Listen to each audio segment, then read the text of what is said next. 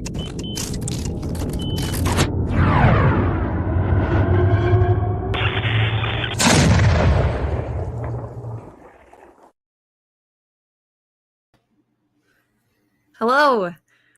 I'm Katie Room from And I'm David Room.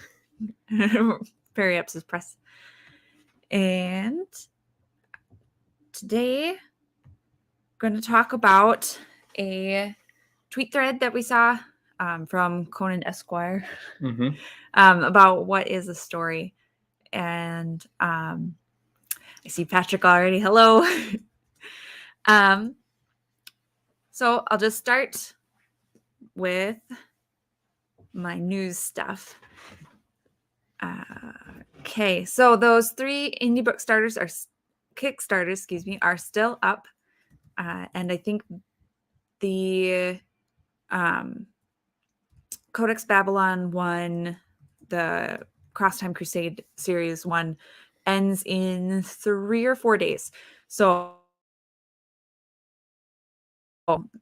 if that's something you're interested in, now's the time to back it.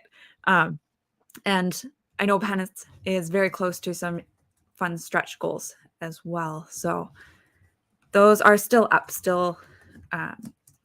and the links are, the link in the description is to my news article on Periapsis Press about those, and all of those links are on that article. On Tuesday, the 11th, Declan Finn released the last book in his St. Tommy series. So that is complete. So if you're one of the readers who doesn't like to start a series until you know that it's going to end, this one's ready for you. And we reviewed the first one. It's a really nice sort of urban fantasy, exorcism horror type book. Okay. Upcoming review, I will be posting probably later this week, The Governess of Greenmere by Paul Leone. This one is a novella, sort of a gothic fantasy. It's got Arthurian legend and Christian myth. It's all sort of mixed up together. Really, really nice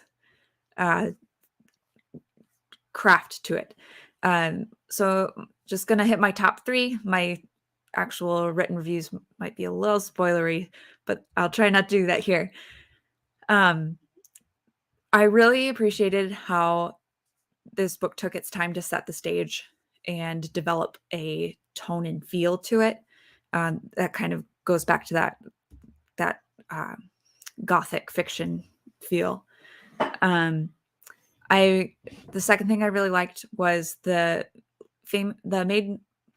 main female character is very poised, and she definitely is powerful, but she is reserved and she's not strong like the female superheroes that we've been seeing in mainstream, especially movies, right? But she is strong in an emotional way, in addition to being strong in her like abilities, and I really appreciated that about her. And then the third thing was that it ended nicely. When you get into gothic romance, gothic horror, there's always the risk that things won't. So I appreciated that as well. Patrick asks if she shaves the side of her head. No, it's not going to happen. Okay, so we'll jump right into our discussion about what is a story. And just to start off, we both follow Conan Esquire, I think, and we both like him, and we like this thread. There's just some things that we agree with that he says, and some things that we disagree with, and so we thought it would make a really fun discussion starting place. Yeah, I mean, something that you completely disagree with isn't really good for a conversation, and something you completely agree with isn't isn't good either. So this is a nice thread because there's lots of sort of subtlety in it, I Yeah. think. So I did leave the link to the thread in the description, but I will also have it up. Well, we'll just sort of take it piecemeal. I have clipped out all of the really interesting pictures that he had for the sake of my space. So he starts off by saying that a story is not the sum of its parts. And I think we would agree with that. Yep. But maybe not in the same way that he meant it. Not quite. He goes on to say, when writers or critics talk about plot, character, theme, setting, motivation, dialogue, etc., they are breaking elements out of a whole to limit the scope of analysis. It's a way to control complexity for the sake of efficiency. These elements of story aren't necessary categories. Doing this is a helpful convention, but the lines are somewhat arbitrary. They don't get added up to equal 100% of a good story. A good story is transcendent. Do you want to say anything? Yeah, I'm not exactly sure in the tweet where he talks about necessary categories what he means. It almost sounds like a typo. Yeah. Like it almost sounds like he meant to say these elements of story aren't necessarily categories, or maybe he means that they don't have to be thought of as categories, which I think kind of goes along with some of what he's saying, but because there's some overlap and we're going to get into that. But yeah, I think this is kind of where some of these, I sort of agree that a good story is transcendent, but some of these other claims that he's starting to make here start stretching what I would give my stamp of approval to. Yeah, I'm wondering if he does. I wonder if he does mean that they aren't essential. I think it's sort of the same thing, right? Yeah. Like the whole like necessary versus sufficient kind of thing. I think that's what he means. So he's saying that these things like plot, character, theme, they aren't sort of set in stone categories where they're entirely distinct. Yeah. And that is something that we're going to come back to, because that I think is one of our main responses to this. Yeah. So he goes on to say the story itself is the thing. It can't be broken into components without some loss. Good stories have been around longer than good structural analysis theories. These are attempts to explain why a good story does what it does. I'm going to stop there and say that it seems kind of obvious to us that it can't be broken into its components and still be the same thing. Yep. If it was, then you would just a story would be plot or it would be characters, but it's not. And then I don't know if I agree with his statement that analysis came around much later than a good story. I tend to think that people started analyzing as soon as they started telling stories. Yeah, well, I mean, that I think is almost certainly kind of obvious, because even when you talk about kinds of stories that aren't necessarily modern Western literature, they still had structure to them, right? And that all isn't just us coincidentally looking back and saying, oh, all of these stories happen to have structure, right? Like they had forms that they followed, just like poetry or songs had different kinds of structures that were part of what made that kind of thing what it is. I think the same went for stories. Well, and even if you try to think of like the most primitive story, if you think about somebody telling a tale around a campfire to some like primitives or whatever, like as soon as you start breaking that down, right? What is the first thing that you ask a kid when they say to you, I really like that story? Well, you say, well, why did you like it? Right? Yeah.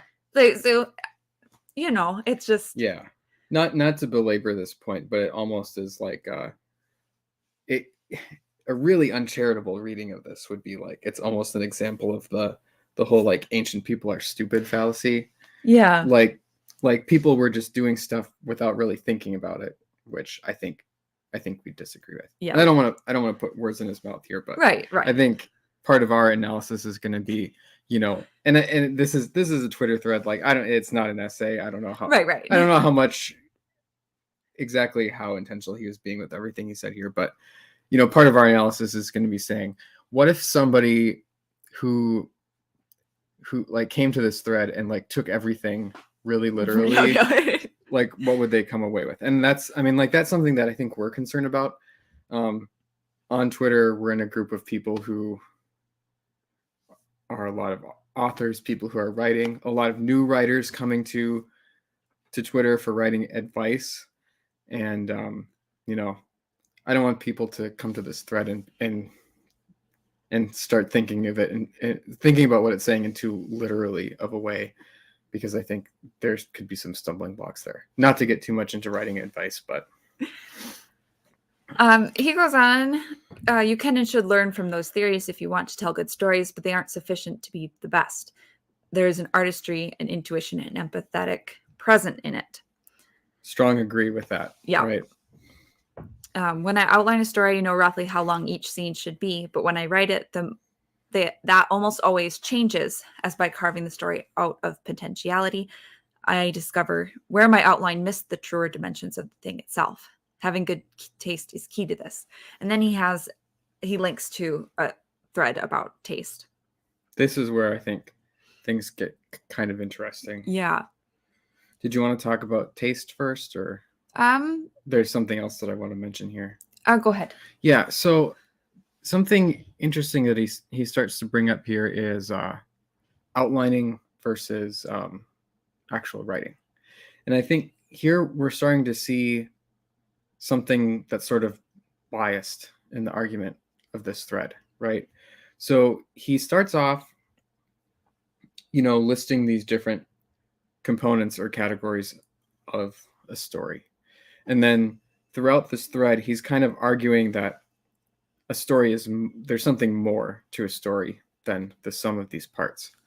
But pretty much all of the examples that he gives are limited to things like plot and maybe a little bit of world building, but like plot, structure, which I think is really closely related to plot, and sort of the more like narrative components of a story. And that's something that I think really starts to hit here, because he's talking about how maybe your expectations of the structure or narrative flow of the story change from outlining to writing. And this is interesting because I think on one level,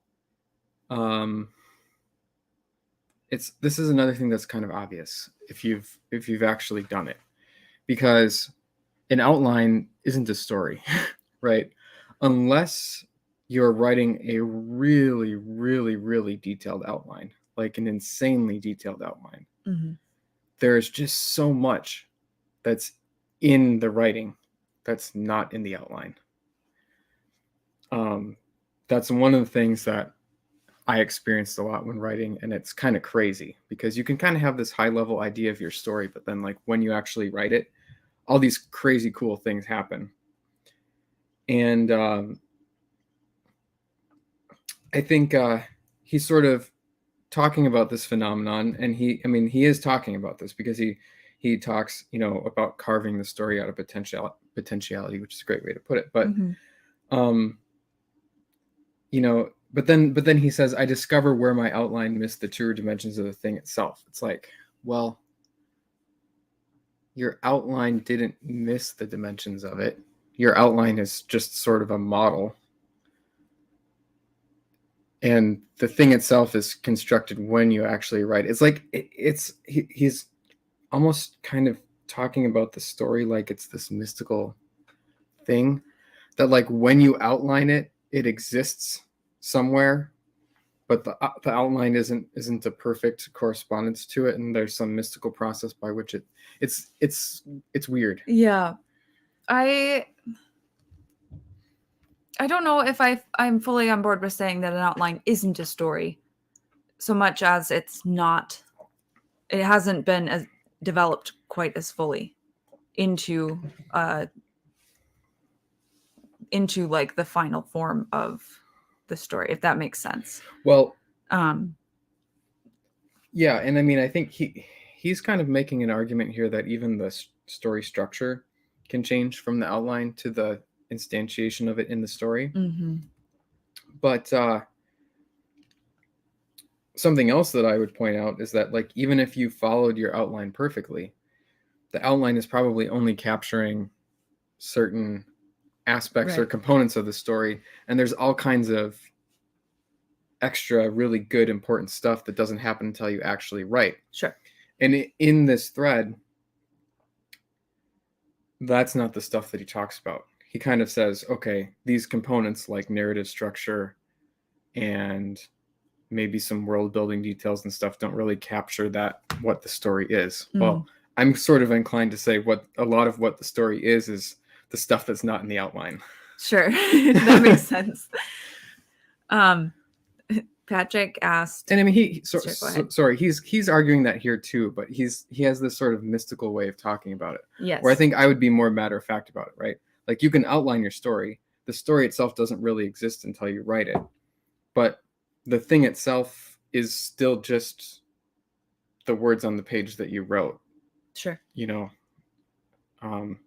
and the outline is still an important component of that thing that you can study and has great insight onto why that story is good or what that story is.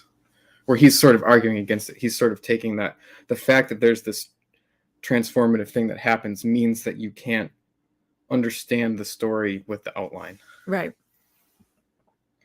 Yeah, I think, yep.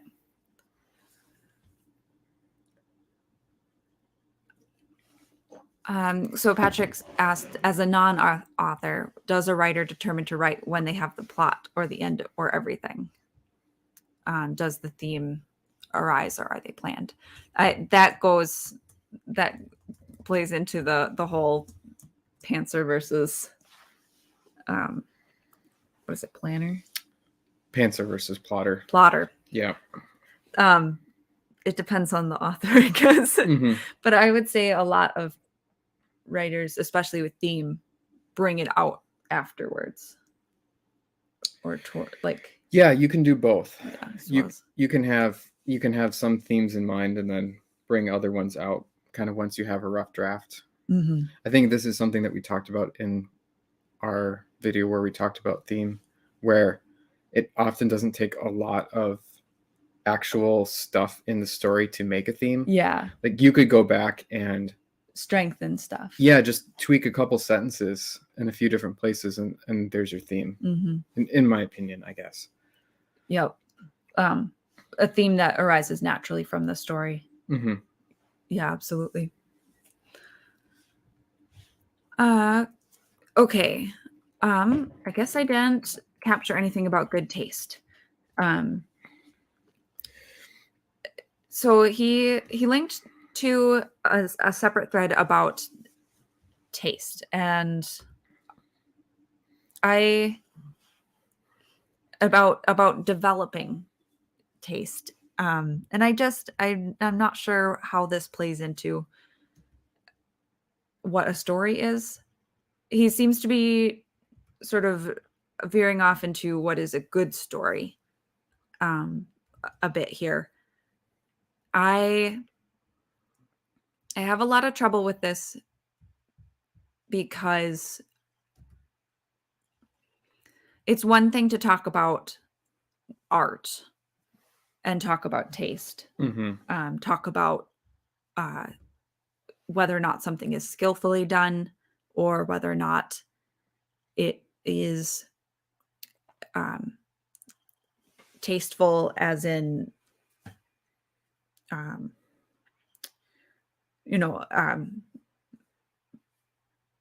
the Well, opposite of like distasteful or the yeah, opposite of in poor taste, that kind of stuff. Um, but when you start, but stories are fundamentally entertainment, yep. where taste is opinion. Yeah, there's different kinds of taste. Yeah, So I think this part left both of us a little bit mystified. yeah, And I think he is kind of assuming here that there's some kind of shared definition of what is good. yeah, And I don't really agree with that. I mean, I think my theory about sort of aesthetics and beauty is that there is some kind of absolute scale. We don't really know it, and it's kind of confounded by the fact that different people have different preferences, and most art has a lot of like good art often has sort of complexity, so it has a lot of different aspects, and those different aspects appeal to different people in different ways. So it's very hard to put things on some kind of absolute scale where yeah, you can say, okay, my taste is better, so I could create something better, or I'm better at appreciating something in a certain way. And that kind of seems to be what he's arguing here is like taste is this, it's almost like a skill that you can develop, yeah, that if you have good taste, or like the better taste you have, you would be a better writer and you'd be a better reader, because he also gets into like uh, the idea of a skilled reader, which yeah. I think we agree with to a certain extent. I probably my actual problem with the idea of good taste and developing good taste is that I I don't like when people say you should be reading X or you ought to read Y, Hmm. um, because I think that entertainment shouldn't feel obligatory. Yeah. Um, and there's like separate from moral good and evil. there's um there's not a really good explanation for what good taste is that it endures over time, I guess, is my opinion. Yeah. Yeah. I mean, I think going to the other definition of taste, like whether something is distasteful or not, I mean, there's definitely aspects of that that are just what's culturally appropriate, what is polite, right? Right. You'd say something like, you'd say somebody, if they were being impolite, maybe their actions were distasteful. Or in poor taste or Yeah, yeah. but that could be very artistic, right? Right. You could have a really great feat of performance art that is very powerful, but is also in poor taste to somebody, right? Mhm. Not to not to try to relativize things, but yeah. So that it, I think it's a difficult conversation, and it would be interesting to know more about what he thinks about the idea of taste. And the way he talks about it sounds like a skill that you could develop, and I'd like to know, you know say I went to Conan, and I was like, I like Star Wars, and he was like, well, you have bad taste. And I, like, if I asked him, well, how can I get better taste? Right, how can I improve my taste, what would he say? That's kind of the question Sure. that these tweets raise in my mind.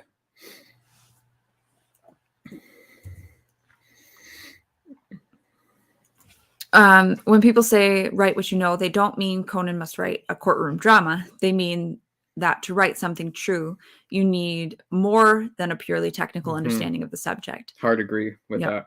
Because you're writing to connect to readers in a very holistic way. Very, very big agree. Um, we've talked a little bit Hmm. before about how readers play an active role in um, theme Hmm. specifically. I think in our theme one, but in general. Hmm. It, And one way you can do this, I think, is uh, by having characters that are maybe inspired by your own life or people that you know, or and have struggles that maybe you identify with on some level, or you know, basing the little details of your story on things that you've experienced, because then it kind of has that ring of truth to it. And it could be a fantastical setting, but those little interactions and struggles and things are real. Yeah. A good story is the thing that gives you the story experience. Your intellectual curiosity and empathetic abilities all pulling you in unison through a set of conflicts toward a final resolution. It teaches and entertains, and nothing but a story does it. And then he goes on to say, I'm throwing around good very casually here, but I cannot stress enough that while there is no mortal. And I don't know if he meant moral here. I don't know if Yeah. that's a typo, or if he meant mortal, like there's no arbiter of aesthetics that is living. It's like a, Sure. it's like a, That makes sense. it's like a transcendent thing. That that's probably what he meant. He probably is being punny.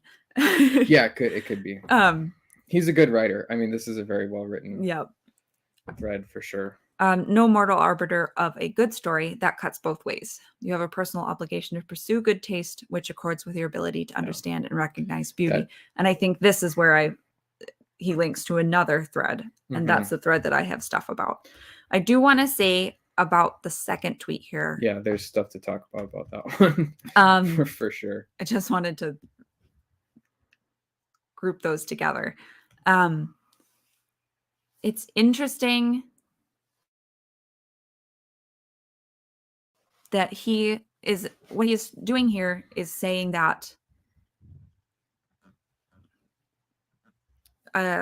he says a good story, but a story in general, it maybe would also fall under he's saying that the story experience is the thing, and it's still kind of mystical.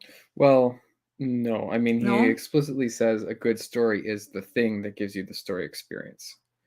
So whatever a story is, it's something, and the function of that thing is giving you the experience of the story. So the story is like something that you said the story is the experience.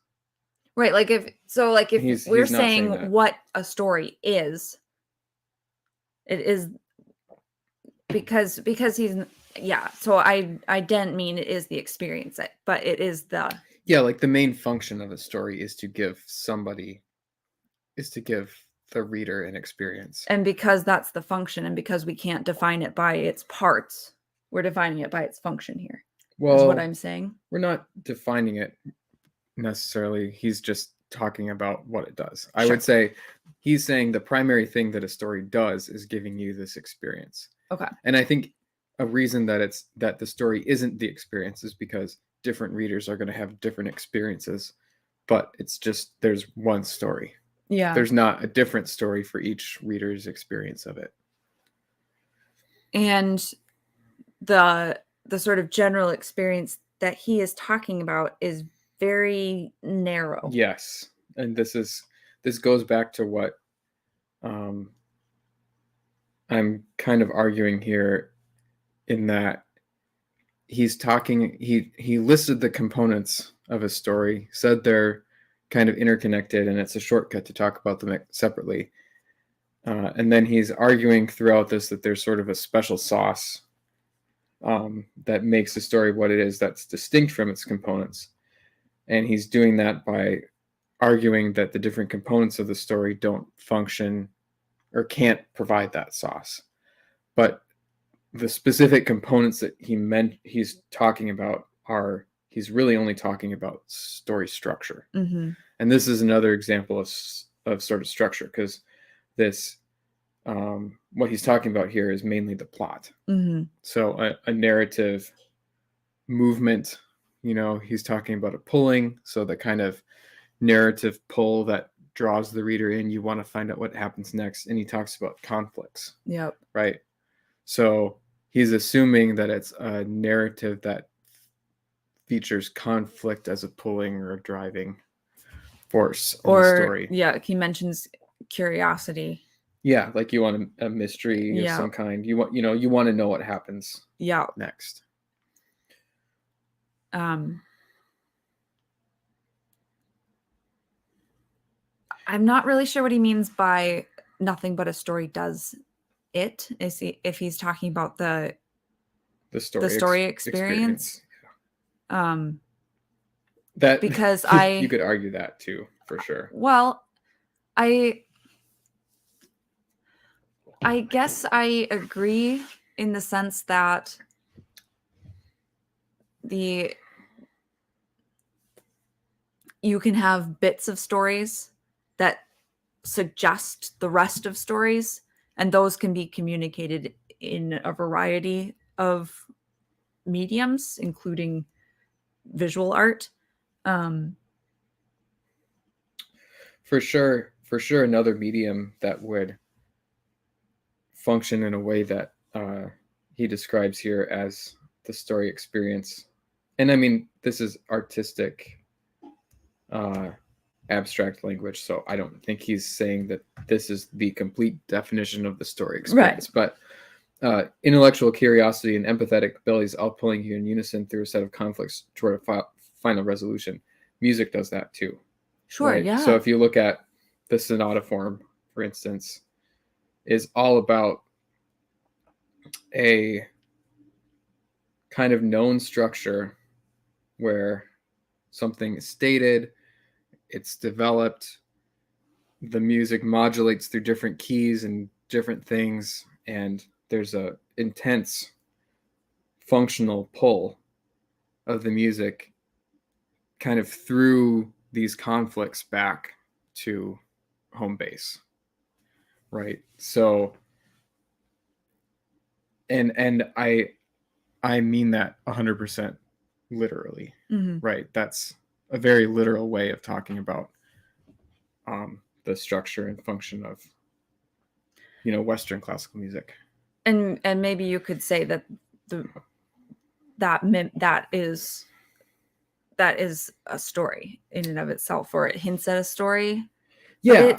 But it becomes very, very fluid then. Right. I mean, my personal belief is that all kinds of things in nature, well, not nature, but just in our world and art and a lot of things, right, have this kind of conflict, climax, resolution structure to them.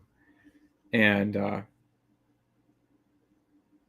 it's hard to say like what came first. Like maybe the maybe the musical structure is modeled after a story, but there's all this kind of thing exists in different forms. Yeah. Right. And I think written story or like a film or something is probably like the strongest, clearest form of it. But it's not, I don't think it's the only form. Also, I'd kind of debate well, I don't know if I'd debate, but I'd be curious to know what he means by teaches here. Yeah. I don't think teaching is really a necessary part of the story. Yeah, I think communication, communicating a theme, a worldview. Yep. But not necessarily teaching. Right. We talked in the other show about theme, and I think our ideal of a theme is sort of presenting an interesting idea in the context of that, like a worldview shift. So like maybe you come to the story and you have this worldview, and then by the time the story ends, the theme is kind of like how the worldview changes. But I would separate that from teaching, because I believe what we said in that show too is like, it's not necessarily a failure of theme if the reader's mind isn't actually changed. It can still be a good theme and it can be conveyed well. Yeah. So it's not like teaching. Like teaching is just like here, learn these facts. Mm-hmm. It's more here I'm conveying this interesting idea, right or wrong.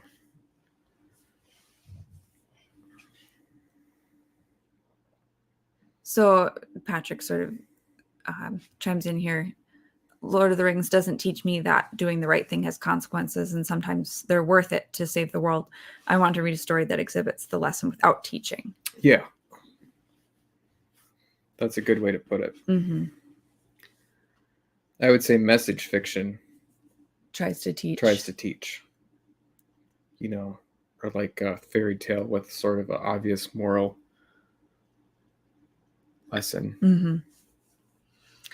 Okay, I think I have a couple of things about taste. Yeah, from his taste from the second thread that he linked when he referenced taste.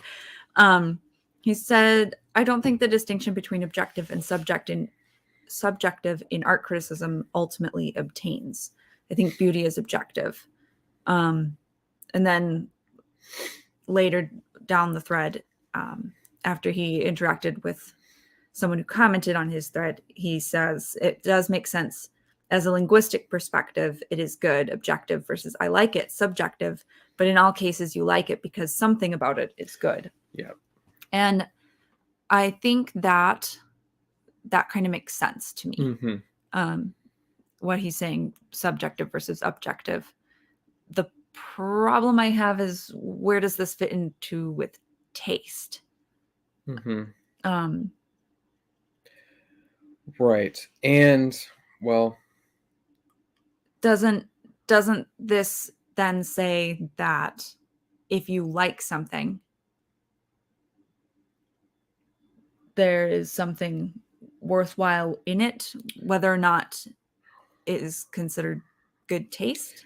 My guess, and I probably have to read more here, but my guess is the argument that he's making here is that beauty is objective.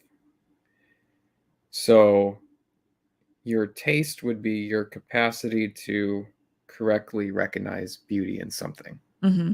So if you say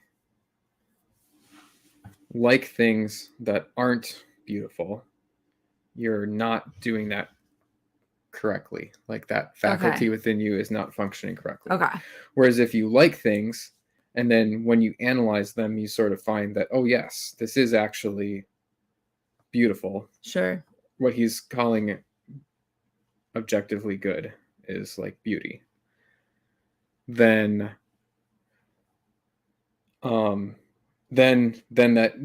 taste is more well attuned. Yeah.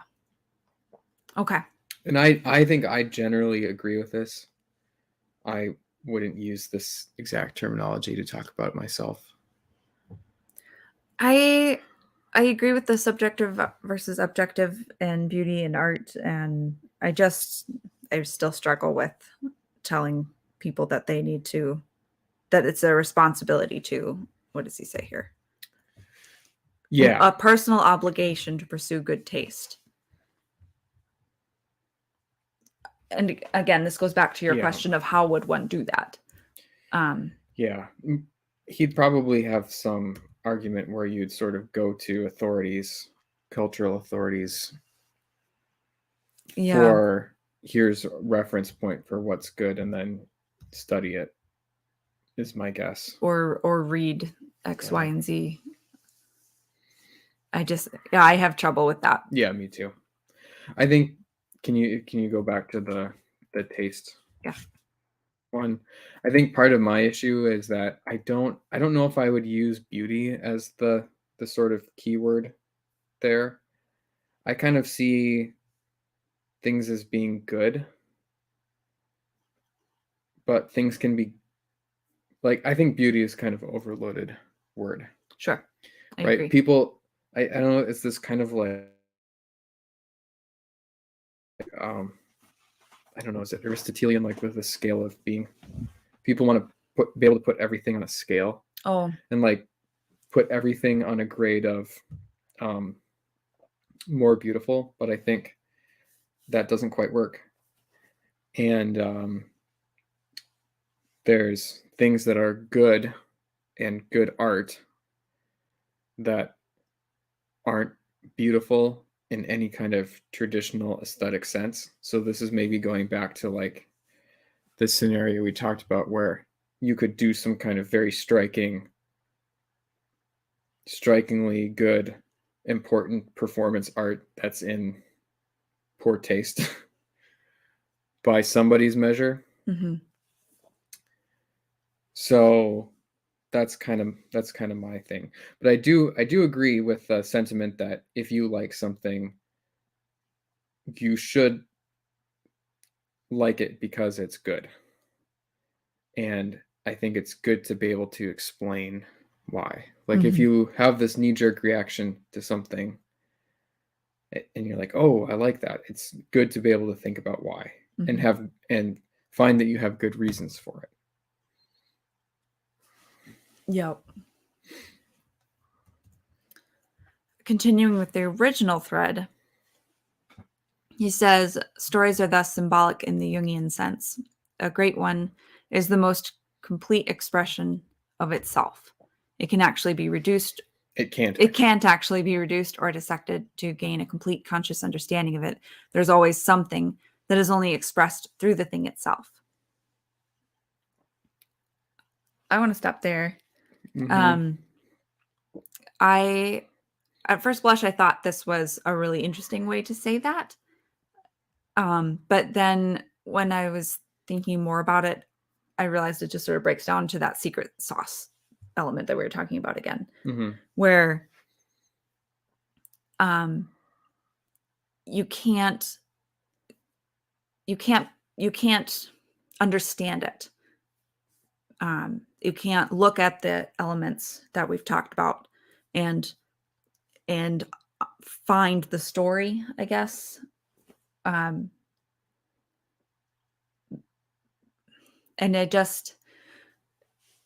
I have trouble with that as an idea. Mm-hmm. Partly going back to what you said earlier before we started the stream about IKEA furniture. Yeah.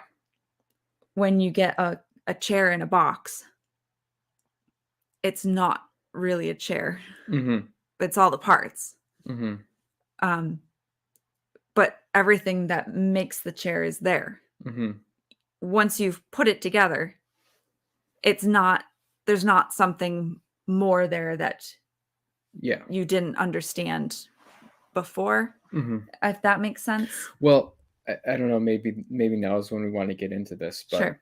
I think let's go back to the chair analogy, right? So the chair is made up of all these separate parts, and the parts are there whether the chair is assembled or not. But the parts are designed to fit together, right? And you don't talk about the legs of the chair just as wooden cylinders. They're the legs of the chair because they fit into the seat and support it, right? And the seat isn't just a random flat piece of wood with 4 holes in it. It has those 4 holes because it's designed to be horizontal and fit into the legs so you can sit on it. And I think Conan at the beginning of the thread kind of says people sort of want to take the shortcut and split the components of the story apart and analyze them separately. But there's the secret sauce that you can't get at when you do that. Well, you don't ever actually analyze the parts of the story completely separately, right? They have to fit together. And like if you're talking about the plot, it's necessarily gonna tie into a conversation about the characters, because the characters' actions are what's driving the plot forward, and probably the plot springs forth from the setting, right? So it is all interconnected, and I think any decent analysis is going to acknowledge that. So, he wants to make this argument about reducing or dissecting a story, but I don't see where anybody really wants to do that, right? You do always want to actually talk about the parts of the story in their function and how they connect to each other. Yeah. I think he's right that the story, like, you can't break it and understand what a story is necessarily. But sort of continuing with the chair analysis, not analysis, what am I saying? Analogy. If you have a chair, not necessarily an IKEA chair, and you pull it apart, it is true that you may understand better how the chair works, because you're going to see how things look once they're separated. But it's not so it's a useful thing to do, to talk about things in the way and how they fit together. Yeah. And this is not just limited to stories, right? It's a fact of life, right? I think this whole thread is a very long argument that stories are more than the sum of their parts, but pretty much everything in life is like that, right? Just simple everyday objects like chairs, families, and the different relationships between people, organizations, projects, software, biomes. It's like systems are a fact of how the world works. And I'd like to think that we all believe that these systems are more than the sum of their parts. I don't know, maybe he's making a more subtle argument here that I'm just missing, but yeah.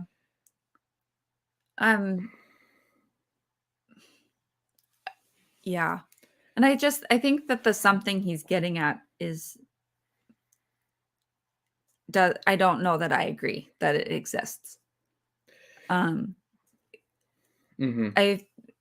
a separate thing, right, from a good discussion that you can have, or a good analysis that you can have that involves all the components of the story. Right. I think that what a story is all of those elements that he's talking about at the beginning, and the relationships between them. them. And the relationships between them. You're going to, even on its most basic level, a story will have things that happen, a plot. It will have actors, the characters. It will have a place that it occurs. And then it will have themes and ideas and messages that arise from it. And this you can do this with a basic children's story. So I think it's not. I think he's right in saying that when you break it apart and you look at the components separately, you're not really talking about what a story is. But when you have them all together, working together, it doesn't need anything mystical or mysterious. Yeah. And you can actually analyze how those parts fit together and sort of see what makes it tick. It's complicated, but you can actually do it. I think so. Just to toss this out there, the kind of counter analogy or counter claim that we would make, he says a story is more than the sum of its parts. I think I would make the claim a story is like the multiplication of its parts, right? Like if you have n elements in your story, then your story is the n by n kind of combination of those elements and how they relate to each other.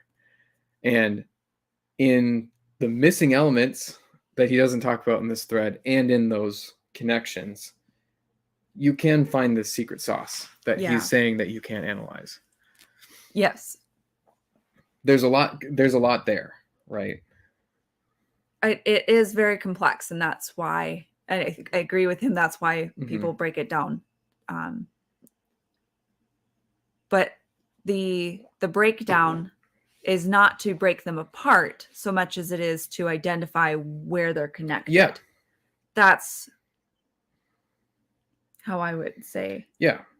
I would like when I'm talking about the Governess of Greenmere. I'm going to be talking about the Gothic setting and how the feel of the work is impacted both by the descriptions of the setting and the sort of tropes that it hits in character and plot, and how the main characters' behaviors interact with that, and how those shape where the story goes from there. And then theme is coming out through all of that mixed together, and so it's very intertwined. It's not really possible to talk about just one element separate from all of the others, because they all impact each other. Yeah, I mean, well, you can talk about one element separate from the others. Like, you can focus on one element, but like a complete discussion of that thing is going to involve talking about those connections. So something I'm kind of theorizing is there this kind of idea? And I want to say I see this idea some in Pulp Rev. I know Conan's not quite Pulp Rev. Maybe himself. There's this kind of adjacent art right sort of scene that I don't really know too much about. But so I don't want to put this idea in Conan's head necessarily, but I'm just kind of theorizing an explanation for how he's thinking about this. Is there's this idea that I think is you see a little bit in Pulp Rev where they tend to they don't like genre sometimes. So they kind of say there shouldn't really be a distinction between science fiction and fantasy, and really there's one kind of story that spans all those that's is like this adventure story.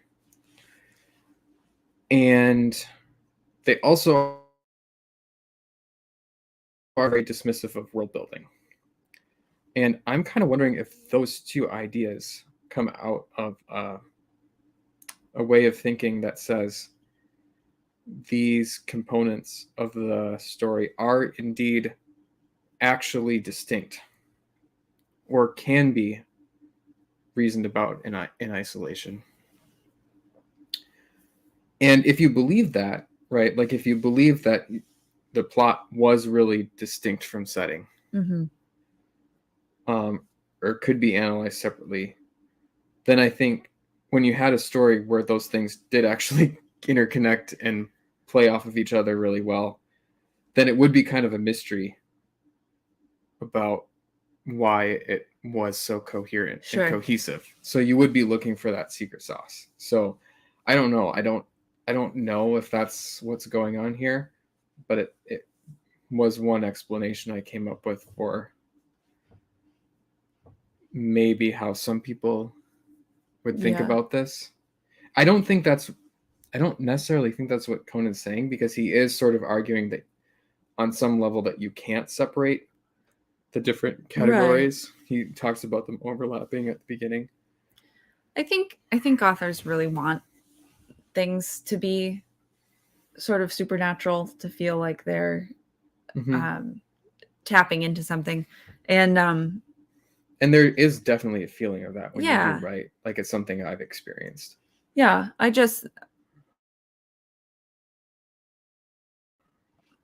I'm not sure that it's useful for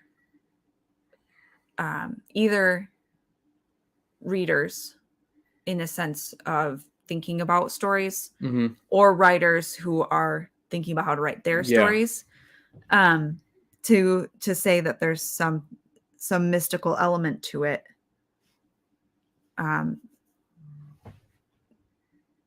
because if there is a secret sauce, if there is a mystical component that sort of makes everything a transcendent thing, It just it doesn't contribute to the conversation about what makes a particular story good. You can't say, well, it's this transcendent experience, and it's not something that you can actually do, right? When you're writing, right? I'd like to think that you can think about what you're doing when you're writing. I mean, sure, there's like an artistic putting your own experiences and feelings and stuff into it, but there's a craft element too that you should be able to reason about. Yep.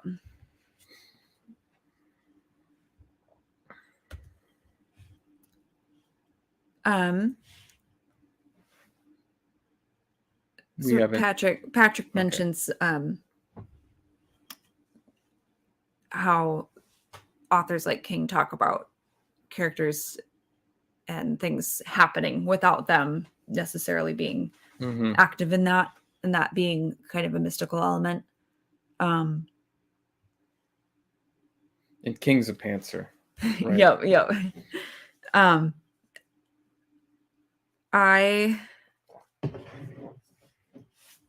I don't want to discredit anybody's experiences because I know that lots of authors write like that.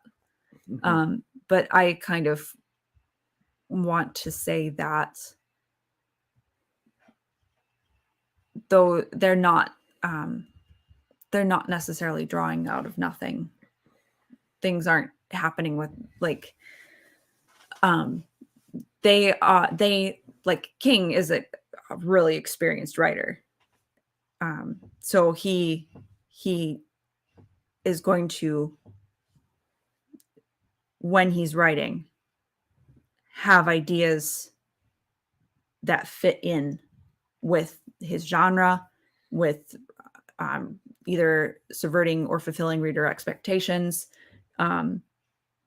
He understands people and what is scary and how to make them feel things. So all of those are contributing to that organic development, partly because he's not plotted it out ahead of time.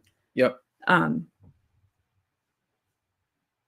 It's really easy to say that something is mystical. But again, I don't find that a really useful way to talk about story. Because if it's mystical, then how can anyone hope to capture that? How can you, as some like a new writer, say that you could make that mystical, supernatural, ethereal experience just happen for you? Well, and there's a couple things I want to mention there. So I feel like you do see a certain kind of people on writing Twitter talk about writing as something where you have to just read a ton and you have to write a ton, and you kind of can't reason about it. You have to just do it enough until you make something good. So there might be people who have that attitude. So that's how they would explain how you do it. So like you can't just be a new writer and expect to make something good. You have to just do a ton of it. And I really strongly disagree with that. Yeah. The other thing is, let's see, I had another thought about the whole discovery writing thing. I lost it. Well, I agree. Like, I was just using King as an example. But I remembered what it was. Okay. You don't necessarily have to have that experience in order to make those natural things happen in a story. Go ahead with what you were going to say. Yeah. So my other thing was even if that's how you write a story, and I don't think that's what Conan's advocating here, that you need to write a story, you need to discovery write and stuff. But like, even if you were to write a story that way, and that was where the secret sauce came from, Conan himself argues in the other thread that beauty and art is objective. And if a reader likes it, then, and they have good taste, then they should be able to understand why. I think he is making that argument It seems in the like thread. it. Like, I don't know, maybe he doesn't believe that you can reason about what is good, but I mean, I believe you can, right? So even if you wrote like that, where you kind of, it was this sort of mystical thing, people who appreciate it are going to reason about it. So if they can reason about it after the fact, I don't see why you can't reason about it in the process. Mm-hmm. Right? If they can come to it after the fact and say, oh, it was good because it has X, Y, and Z qualities, which I think Conan is arguing that you can do, then you should be able to employ that same kind of reasoning while you're creating it, to create something that has, intentionally create something that has those good qualities. Right. I think we're sort of, where I want to go with this next is later in the thread, I think. Mm-hmm. I think we only read the first one here, because next is the skilled reader one. Did we read the Jungian? I didn't know if we read any. Yeah, we did. Okay. I don't know if you want to say anything more about Jung. No, not necessarily. At first I thought, oh, this is a really thoughtful way to think, like useful way to think about it, but then I decided that it wasn't. Oh, that's not very nice. Well, I mean, like, okay, let me rephrase. At first I thought that I agreed with it, and then I decided that I didn't agree with it, and the reason is I don't like Jung, but because I decided that the idea of the symbol that is like pure and complete, basic, isn't what a story is. Yeah, and I don't think he's arguing that either. I don't think Conan's arguing that either. Yeah. Yeah. Anyway, the next one is more Platonist nonsense, I think. The skilled reader is just that, someone who has developed the skill of understanding the story for itself, not only the words on the page, but the reading experience itself, as it commingles with the infinitely complex web of author, reader, culture, etc. Some of this I agree with.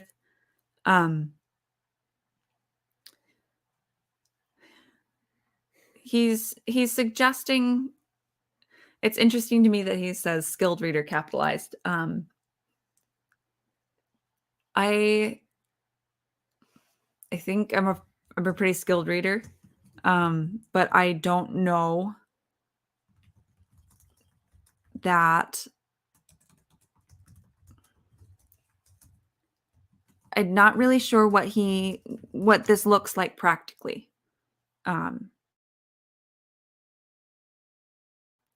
The skill of understanding the story itself. He mentions specifically the reading experience. I don't know if he's referencing the story experience here, or if he's talking about something different.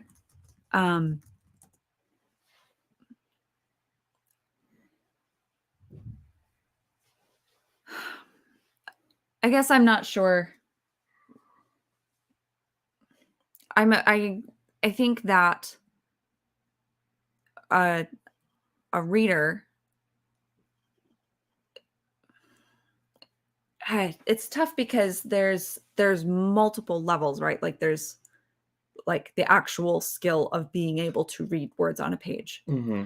There's reading stories because they're entertainment and you are just relaxing, and you do that like your dad when he's in a waiting room, or like my sisters who read everything they can get their hands on. And then there's like a skilled reader, and I'm not really sure if that is someone who is more introspective or Well, I'm not sure what that means. I think this is going back to his taste thing.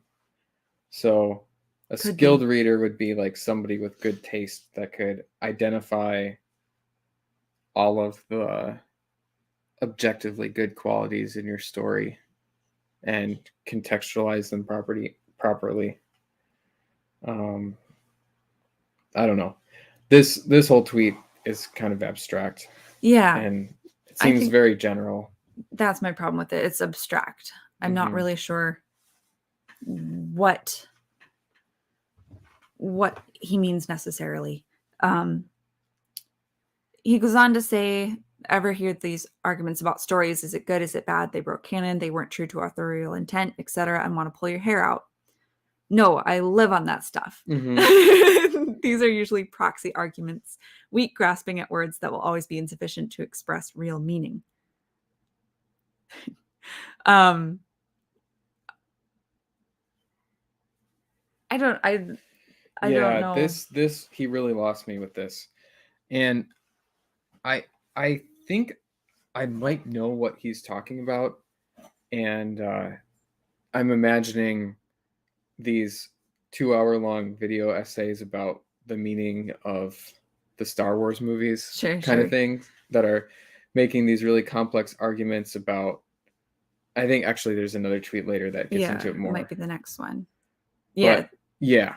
This leads to a lot of dumb me or your lying eyes situations where someone says X is actually good because of some fan theory or lore or feasibility argument or whatever.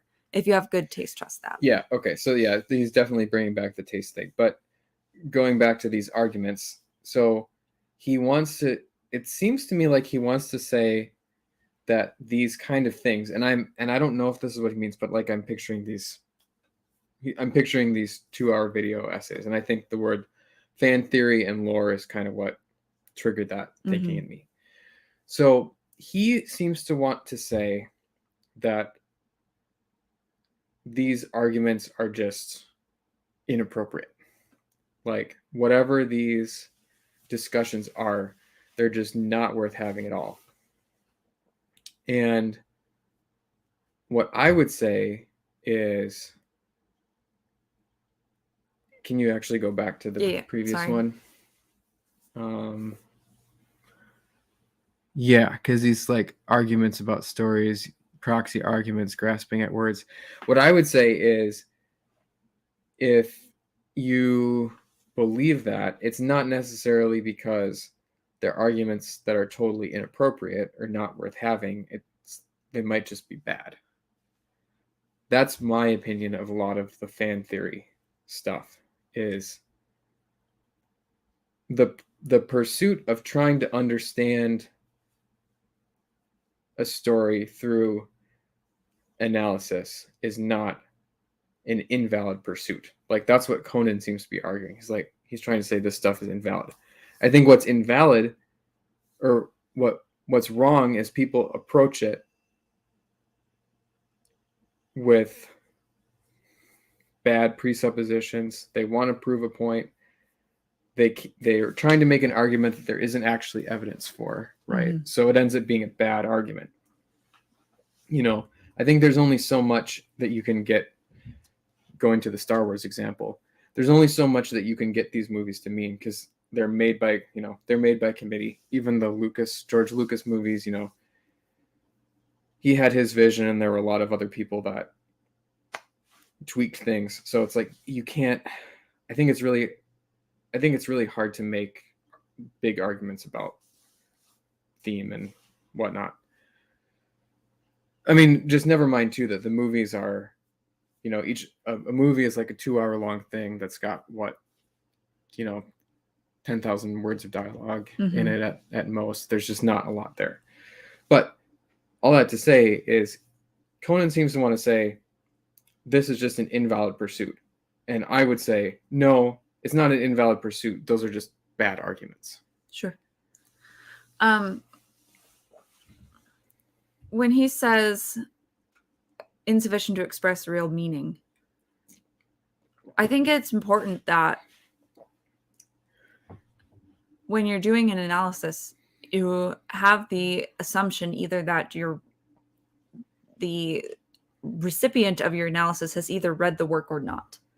Mhm. And so if the real meaning you're trying to express is the story itself, it's going to be insufficient because the story itself is its own communication and is seeking to deliver its own message, theme. I mean, not like message fiction, but that's why like a book report or a review is never going to capture everything. Right. Because it isn't the actual work. Yeah. And that's just another sort of obvious statement. Like his argument here seems to be kind of a roundabout argument of something that's sort of obvious. Yeah. Sort of obvious. It's like, I mean, I don't know even what he means by proxy argument. Like, yeah. Like he's almost insinuating here that the people who make these things are really arguing something else. But yeah, I mean, it's just that these things can't, they can't get at the thing in its entirety. But that's a fact, right? That's just the nature, that's reality. But it is possible to actually understand a lot of really important things about something. And that seems to be something that he's arguing against. Right. Later he says, this third one here, I think I'm a pretty good reader and critic, but even my most cognate exegesis frustrates me more than anyone else. Nobody was more annoyed at me for my Game of Thrones threads than myself for how clumsy my words were in trying to communicate symbolic meaning. I don't know what he is talking about there. If he's disavowing his own... You remember his Game of Thrones Yes, threads. I do, yep. So I don't know what his frustration is. I enjoy writing reviews, and I enjoy finding the right phrase to capture what the work felt like for me. And so I don't feel this, I don't understand this feeling of frustration. Now when I'm writing a review, I have a thesaurus open in another tab because often I struggle to find the exact right word, and that helps me. But I don't believe that there's something uncommunicatable about why I enjoy a story or what is good about it. I feel like when you are discussing something on Twitter in bite-sized pieces, and you have other people chiming in, arguing with you, breaking your train of thought, that kind of stuff, it can be more difficult. But I don't think that it's somehow unworthy of the attempt. And I don't really know, and maybe symbolic meaning here is going back to what we said about secret sauce. Yeah, I don't know. Is he talking about the secret sauce in Game of Thrones, or something specific that he's trying to communicate about that he's struggling to? I don't know. Yeah. I guess I feel my overall thought is that I want to be able to explain why something is good. And I think that you should be able to without saying that there's some sort of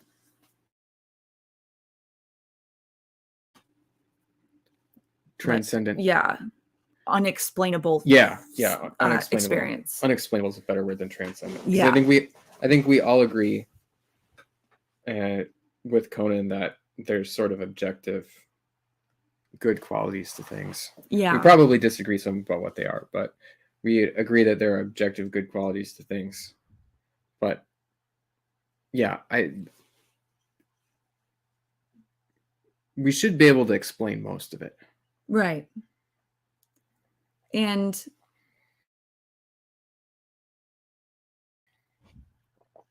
I think that practice helps. It does take practice to explain why you think Mhm. something is good. When I first started writing my reviews, I was like, I'm a good writer. I graduated with a degree in English literature. I wrote papers. Like I know how to write, and I know how to talk about things and break things down in a way that gets at what I think is important about something. And those first few reviews were like pulling teeth for me. It was so hard. It took a lot longer than writing other stuff just because I was struggling to find how to talk about what was good about it. And these were stories that I liked, right? That I thought these are good. But I think that it can be done. Yeah. Yeah, it's hard work. That's one thing, kind of another conversation that we were having the other day was, when we're talking about book promotion and things, there's like no such thing as free promotion. Good promotion requires effort. And it's really easy, I think, to tear things down and find things that are wrong with things. And like a lot of people find that entertaining, and it's all over YouTube and stuff. Yep. It's actually quite hard to make coherent arguments about why things are good. But I don't think that it's impossible. Even if you can't do it perfectly, you can't capture the essence of something 100%. I think you can get most of the way there with work. And Conan seems to be somewhat arguing against that. Like there's some very critical part of what makes a story good that you can't explain. Yeah. Yeah. I wanted to hit that middle one as well, since it talks about the skilled reader again. The skill of the critic is to be a skilled reader and also able to turn that understanding into a communicable insight about the story. But no critic is ever the master of a really good story. I think that last statement is kind of obvious again. It depends. I guess it depends the on what you mean author by is the master of the story. The critic is never going to be. right. But I think a critic can, it's possible that a critic could study and totally comprehend a story in a way that comes really close to the author's understanding of it. That's not an impossible task. Right. Someone like, say, Tom Shippey. Yep. Who spends significant time and like years of his life effort gathering experiences and studying both the works and the author and writing about it and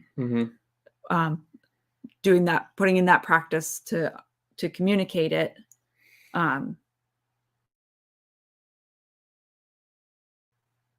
That comes pretty close. And I think communication is a big part of being a critic, like he's saying. You can't just be a good reader to be a critic. You also have to be able to communicate that. But I want to propose that any reader can be a critic, right? It's not It's not like it's some like journalist type label. Or it's just a role. Does that make sense? Like as soon as you start doing the work of analysis and communicating that, when you write a review of a work on Amazon or whatever, right? Like you're doing that work, you're communicating about the story. And because your experience as a reader was unique, you have an insight that you're providing that is then going to be helping other readers to decide whether or not they want to read this particular book. So I guess I don't know why it matters that you're not going to be the master of a particular story. Practically. Yeah. I mean, again, I think he's the way I'm reading this is he's using this as more evidence in his argument that there's some secret sauce or secret thing. When, I don't know, I think we're coming from the perspective that the critic can understand that aspect of a story, so it doesn't, that argument doesn't resonate. Right. Another way I would put it is if somebody can write a story, right? I mean, the stories aren't coming from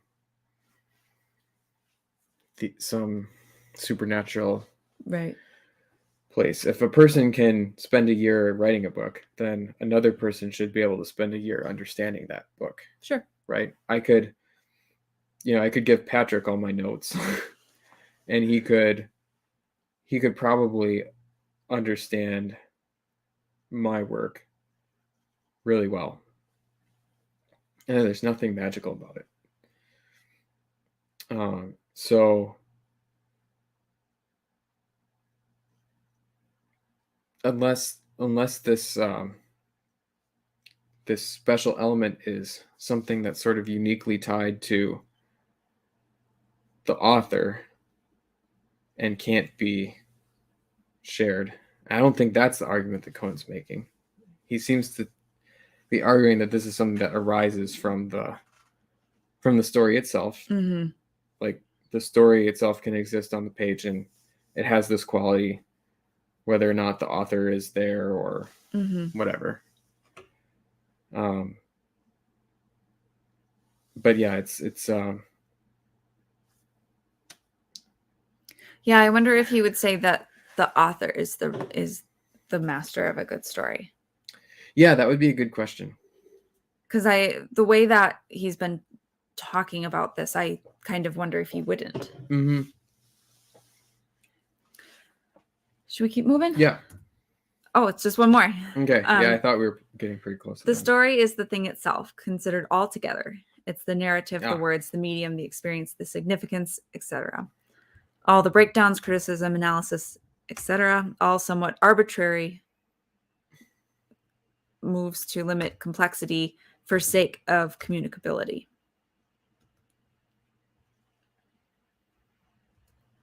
And I would say I agree with this on its face value. Because we said that you have to consider everything together and how they fit together. And we agreed that the story experience is the function that they do together. Yep. So I would agree with that. And then the breaking down criticism analysis, I wouldn't use the word arbitrary. Yeah, but it's a weird word. Limiting complexity for the sake of communicability is because we are discussing why a story is good and not communicating the story itself. Yeah. Yeah. I think, again, it's kind of, it's an argument that says you can't reduce something or these categories. I think maybe what he means by arbitrary is that like the divisions of like, okay, this is the plot, this is the characters, that Okay. those divisions are arbitrary. I could be wrong there. But I don't know if that way of breaking the discussion down limits the complexity. Yeah, I mean, it limits the complexity in the sense that you're summarizing or analyzing the story instead of just repeating the story verbatim. Yeah. But you can do that breakdown while still acknowledging the fact that all of these things are interrelated, and you should, right? When you're talking about the plot, you should understand if and how the plot gels with the setting and the actions of the characters, right? You know, you can't break these things down and look at them totally separately. Well, and I think that it's interesting he says limit complexity as opposed to simplifying, because it's kind of a different thing. When we're discussing a story, we're not necessarily simplifying it in order to talk about it. Yep.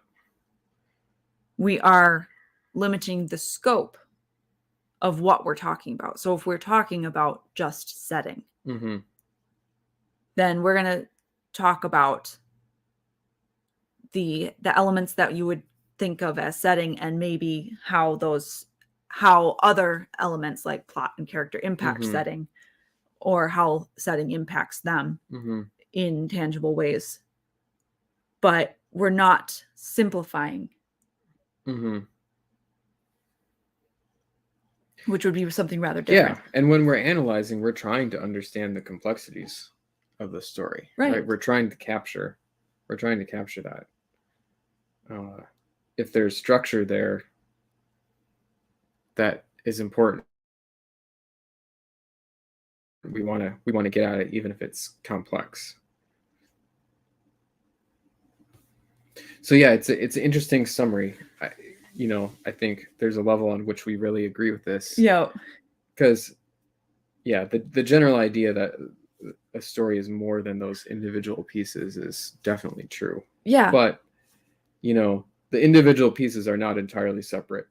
And in any kind of analysis, you can't separate them. Right. You shouldn't. Yeah. So, and it's kind of an obvious fact that things are more than the sum of their parts. But I think the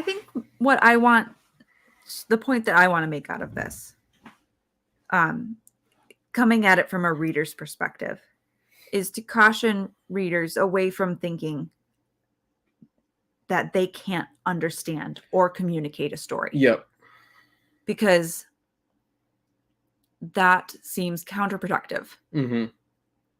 You should be able to talk about it. There's not some secret sauce that you're not understanding. Yep, or that you can't. Or that you can't understand. Or that is only for some Gnostic kind of elite. Yep. That the skilled reader who's had it revealed somehow. Or the elites with good taste. Right. Our betters who have a more refined sense of the finer things in life. I think it's important to be able to have confidence in your own analysis of a story, when you read something, you as a reader are bringing something to the table. And Conan mentioned this. And I think that the idea that there's some unexplainable thing that makes a story, it could set readers back from sharing their opinions about a story. It's like, I don't know if I actually understood what the story is. Yeah. And so I don't think that I should say oh, I didn't like it, or I did like it? Mm-hmm. What if people who do know judge me? That kind of Yep. stuff. When, especially for indies, a reader's opinion is so important. Yeah. And the sharing of that opinion is so important. Well, this kind of goes back to our theme discussion. There's a balance between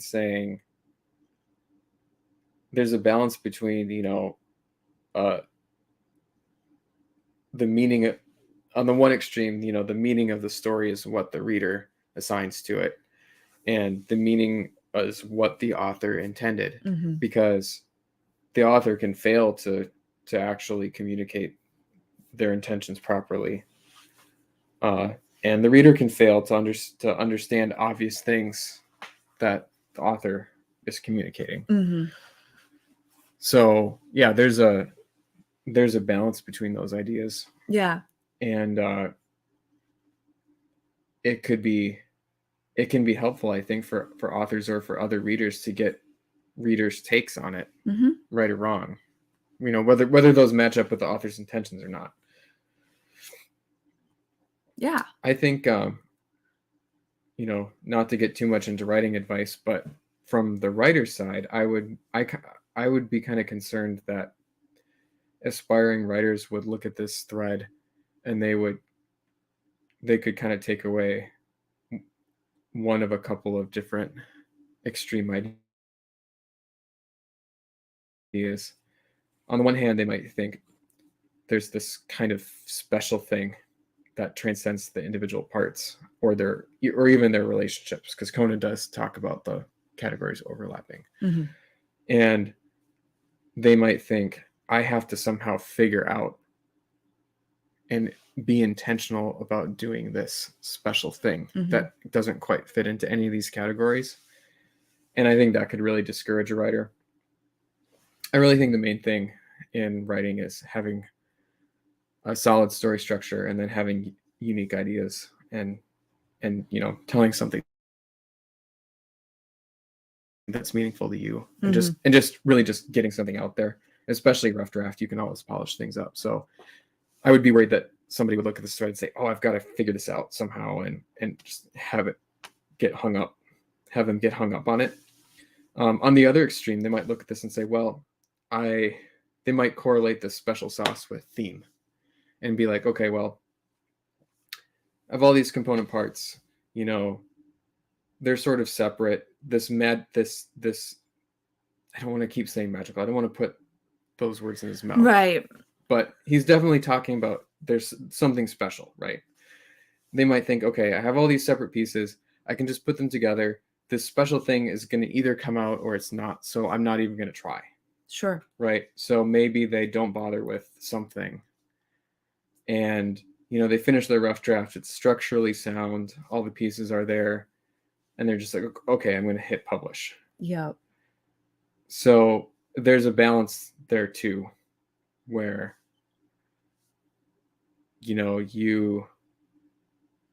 I think some of this stuff you can do intentionally, some of it you can't. And you want to avoid either extreme. Mm-hmm. Yes. And I think you could also fall, like a new writer could also fall into the trap of thinking,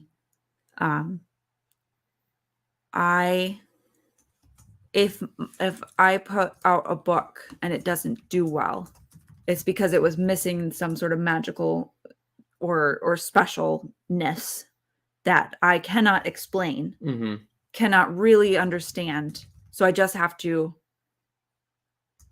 scrap it and try again, or move on.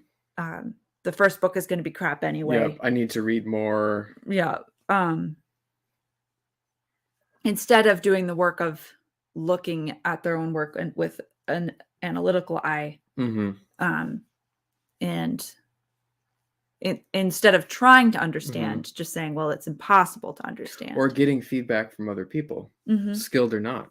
Yep. Right. I mean, you want to get feedback from people whose opinion you trust on some level, but they don't all have to be other authors or critics. Yeah. For their feedback to be valuable. Mm-hmm. Yeah.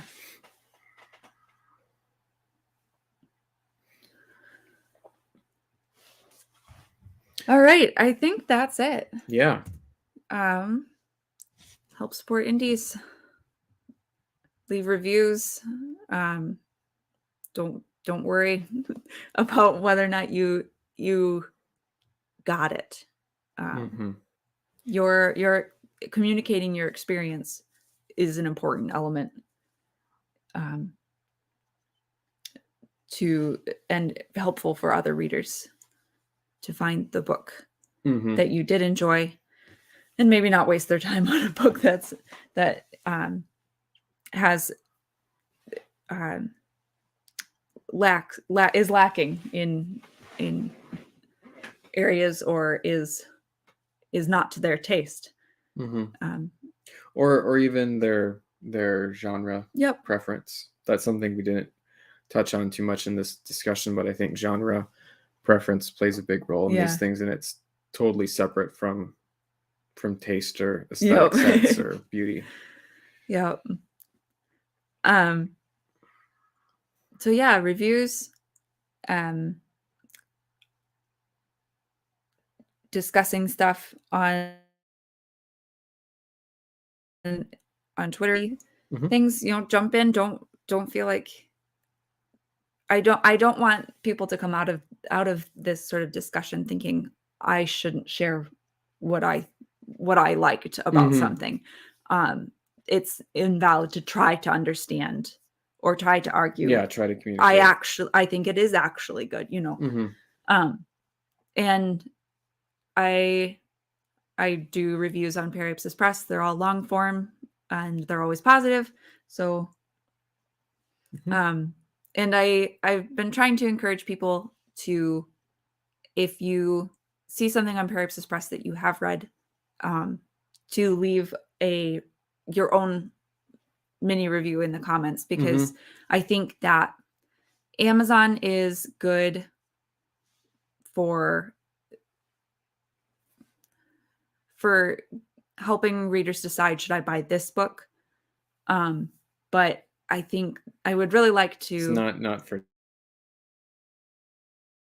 discoverability. write through my website, and my opinion is one, but it would be cool if people could scroll down and see, oh, other people really liked this too.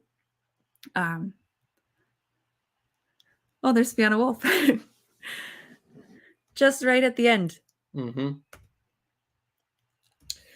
Yeah, another thing is we'd love to hear from you in the comments Yeah. about your own thoughts about this discussion on Twitter too.